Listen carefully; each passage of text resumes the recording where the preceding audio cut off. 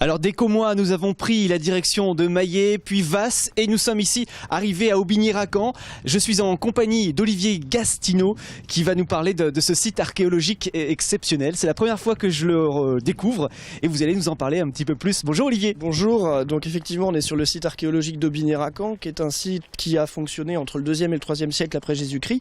Et présentement nous sommes dans le théâtre qui est le premier bâtiment à avoir été fouillé en 1975, enfin à partir de 1975 par Claude Lambert et Jean Rioufret, deux archéologues qui ont passé une bonne partie de leur carrière sur ce site d'Aubigny-Racan et à ses alentours. Et comment ils l'ont découvert, comment ils ont imaginé qu'il y avait un théâtre ici et un site à découvrir, à fouiller? Alors concernant le théâtre, en fait, il y avait une petite partie des vestiges qui étaient apparents. Il y a même un des agriculteurs qui avait adossé un four à chaud sur une partie des murs.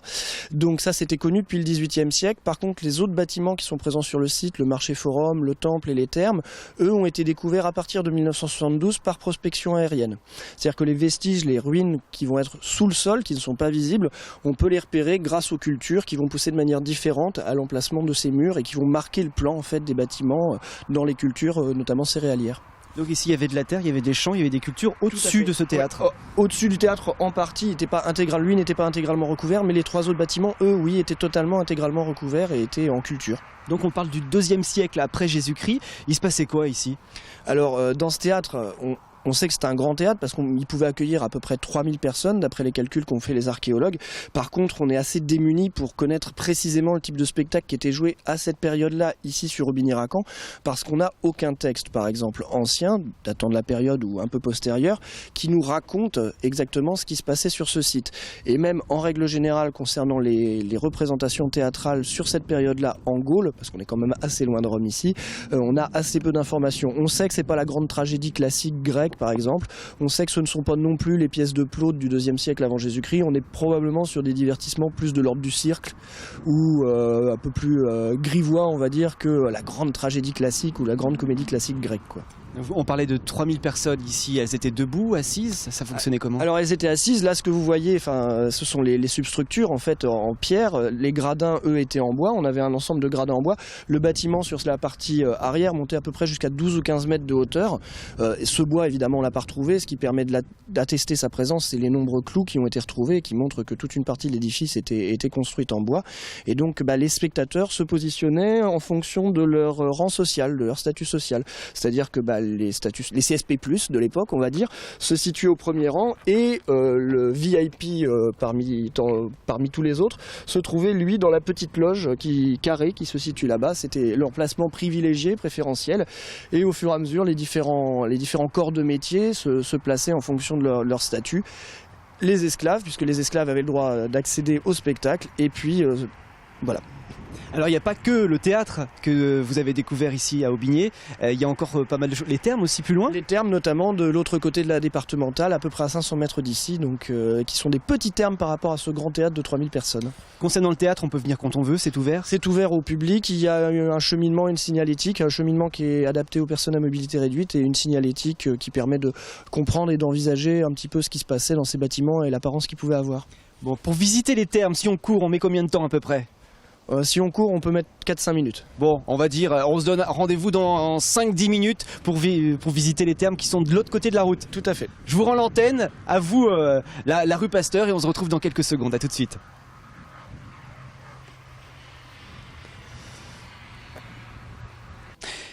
Effectivement, on est à nouveau à Aubigny-Racan, on n'a pas bougé ou presque, on a un petit peu marché avec Olivier. Nous étions au théâtre tout à l'heure, on a traversé la route et nous voici devant les thermes. Tout à fait, devant les thermes, donc les bains publics de l'époque romaine. Alors contrairement au théâtre qui est un bâtiment d'une certaine ampleur, on disait 3000 personnes qui pouvaient être accueillies, les thermes sont vraiment des petits thermes pour le coup et je pense que les 3000 spectateurs du théâtre ne pouvaient pas s'y rendre en même temps. Alors ici ça a été découvert à peu près à la même période? C'est ça, les fouilles ont commencé après celles du théâtre, jusque dans les années 90. Très bien, donc là on voit bien le tracé et les murs sont restés, ce sont les fondations ou ce sont Alors là on a de l'élévation de murs, on n'a pas que de la fondation, on a de l'élévation de murs. Après la partie supérieure des murs que vous voyez a été légèrement consolidée au moment où le Conseil Général a acquis le site en 2000. À partir de 2000-2002 il y a eu une restauration à minima, une stabilisation des vestiges qui a été effectuée pour que le gel, les intempéries ne détruisent pas complètement les murs. On peut s'imaginer imaginer un petit peu les pièces, à quoi servaient-elles, où est-ce qu'on trouvait la piscine chaude, etc. Alors tout à fait, bon l'avantage des thermes c'est que quand on en a vu un, on les a un peu tous vus et c'est un plan assez caractéristique. Vous avez notamment ces espèces de petites pilettes en briques rouges qui sont dans la salle qui est en longueur par rapport à nous, enfin en distance par rapport à nous. Ces briques chaudes, ça servait à chauffer le sol d'un espèce de hammam, d'un espèce de sauna qu'on appelle le caldarium, qui est la pièce où il venait de transpirer. Donc on a un foyer qui est dans la pièce qui est tout au fond. Et ce foyer alimenté en air chaud, en fait on avait deux niveaux de sol, un niveau de sol tel qu'on voit celui d'aujourd'hui et 1,10 m ou 1,20 m au-dessus, un deuxième niveau de sol qui reposait sur ces pilettes. Ces pilettes étaient chauffées par l'air chaud dégagé par le foyer de la salle du fond et elles chauffaient le sol de la salle, c'est le chauffage par le sol de l'époque romaine. Génial, c'est un vrai hammam quoi. C'est un vrai hammam, tout à fait. Alors, avant, il s'enduisait le corps d'huile parfumée, il transpirait un bon coup, il se raclait ça avec ce qu'on appelle une strigile, c'est une espèce de petite tige courbe, souvent en bronze par exemple, qui va permettre d'enlever les peaux mortes et toutes les impuretés. Et ensuite, il pouvait passer dans le bain chaud, et le bain chaud, c'est le petit décrochement, le petit carré qu'on voit à gauche de cette salle avec des pilettes, le petit caldarium. C'est tout petit? C'est tout petit, oui, on peut y mettre, je dirais, 3 personnes bien tassées, quoi, maximum. C'est une toute petite. Vous pouvez pas nager? Chaude. Non, on pouvait pas faire des longueurs dans celui-ci. Alors, il existe des grands thermes où on pouvait faire, entre guillemets, des longueurs, hein. Mais alors ceci, non, je pense que c'était pas possible. Peut-être la nage à contre-courant. Voilà, le bain à bulles, hein, peut-être. Et puis ensuite on passait dans une deuxième salle, la salle tiède, pour aboutir dans la piscine froide, qui est la piscine en arc de cercle avec le pavage en calcaire assez fin. Et cette piscine, vous pouvez le voir, hein, même si la restauration est assez récente, le mortier a déjà beaucoup souffert et je pense qu'une deuxième campagne de restauration ne sera pas du luxe pour ces vestiges. Alors, ce qui est en vert là-bas, c'est une salle... Alors c'est pas une salle, en fait on est dans la cour cette fois-ci, dans ce qu'on appelle la palestre, hein. C'était une cour à ciel ouvert où avant de venir... venir dans les bains à proprement parler, on pouvait faire des exercices physiques, des exercices sportifs, transpirer un bon coup avant d'aller se baigner. Avec un coach sportif, de la musique à fond et tout ça quoi. Alors ça, par contre, aucun texte ne nous le prouve. Alors on a les images, enfin un dessin qui a été fait d'ailleurs par qui? Alors c'est un dessin qui a été réalisé sur les préconisations des deux archéologues, hein, Claude Lambert et Jean Rioufray, par Pascal Mariette, qui a reproduit, enfin qui a proposé des évocations, des restitutions. Alors on ne cherche pas la vérité scientifique pure, mais plutôt à donner une idée de ce à quoi ressemblait le bâtiment à l'époque, donc la fameuse cour dont je vous parlais, la palestre. L'onctorium, l'endroit où le vestiaire où on déposait ses affaires, et la partie des bains à proprement parler qui est située ici, qui était plus élevée puisqu'on avait déjà un niveau de sol plus élevé. Donc là on voit bien, hein, c'est extraordinaire. J'imagine qu'il y a encore pas mal de fouilles à réaliser, parce que s'il y a des thermes, s'il y a un théâtre, il y a peut-être autre chose. Alors les fouilles se sont arrêtées à la fin des années 1990, les archéologues ont terminé par l'aqueduc qui acheminait en eau en fait, qui acheminait l'eau jusqu'ici sur les différents bâtiments. Après on peut imaginer que tout autour il y aurait, sans forcément faire des fouilles, des projets de prospection à réaliser, histoire de connaître mieux l'environnement du site et de répondre à un certain nombre de questions qu'on se pose encore. Savoir s'il y avait des gens qui habitaient sur place ou pas. Voilà, effectivement, parce que en l'absence de traces d'habitation pérennes lors de la fouille de ces monuments par les archéologues, leur hypothèse, c'est que ce site était un site de rencontre saisonnier, un site qui était occupé que ponctuellement dans l'année. Un club de vacances. Ouais, un club de vacances avec une belle parure monumentale.